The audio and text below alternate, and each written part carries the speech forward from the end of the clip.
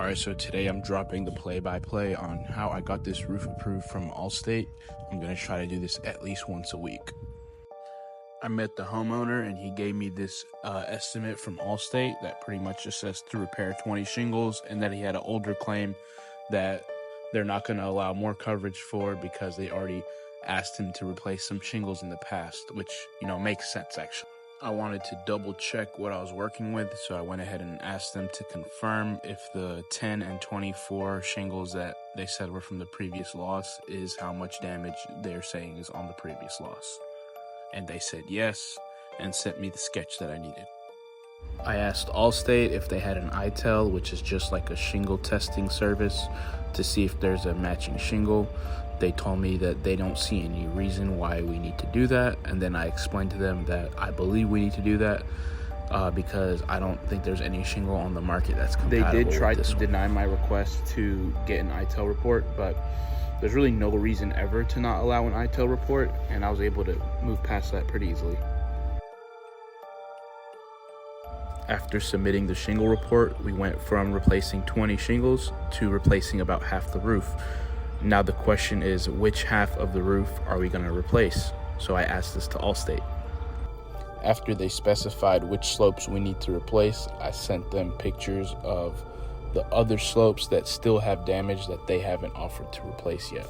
So then they updated their estimate again to tear off 26 squares instead of just 20. Since they added coverage again, I asked them once again to specify which slopes were now to replace. It is very important to be specific about what you're tearing off when doing partial replacements. So I asked for some clarification, and they told me these slopes, K, S, U, W, Y, J, F, E, N, and V. For those that don't understand, basically each slope of the roof is assigned a letter on their software, and that lets me know which one it is. I went ahead and did the math on the slopes that they approved, and it didn't even come close to tearing off 26 squares. It only added up to 12 squares to tear off, which is a huge difference, and left me with 14 squares of approval with basically no idea of what to do with it. She pretty much tells me she doesn't know what I should do with the excess amount approved, and that she's not the person to deal with that, but that's simply just not true. She's an adjuster. It's literally her job to handle situations like these and adjust claims. I asked her to refer me to someone who can make an authoritative decision with the excess coverage. I know it's her though, so I go ahead and ask again anyways if I can get the back slope covered because it did have wind damage and was not covered. She approved the back, and then I asked her to make it official by putting it in the scope of work, and she said no. So I asked her if the emails will stand as an official position from Allstate, to which she said yes, they will. And by the way, scope of work is just the same thing as the estimate. So then I also ask after that, because there's other slopes that have damage, if she can cover those slopes that have damage. I'm basically sending them everything one at a time, because when you send everything all at once, they ignore a lot of it. That's why we're kind of piecing everything together.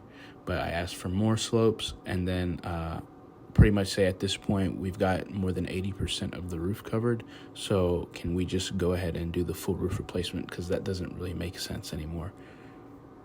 After I request the roof replacement, they switch the adjusters. He then tells me on the phone that they will be covering the full roof replacement.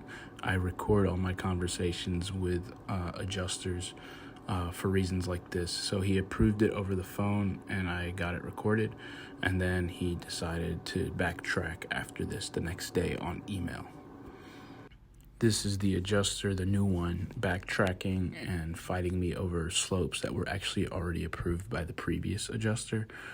So I just tell him to refer back to the emails like 6 times and then send more photos of damage on slopes that he's trying to now take away approval for. After telling him that like 6 or 7 times, he finally backed off and approved the whole roof, even though he already told me the day before that it was approved. And then finally, after telling him like 6 times and showing him photos of damage, they approved the rest of the tear off. So they tell us to remove 29 squares and to put back on 36 for waste. So that's how I got it done. It took about 3 months of back and forth emails and phone calls, and eventually we got it done. So the customer was very happy with me.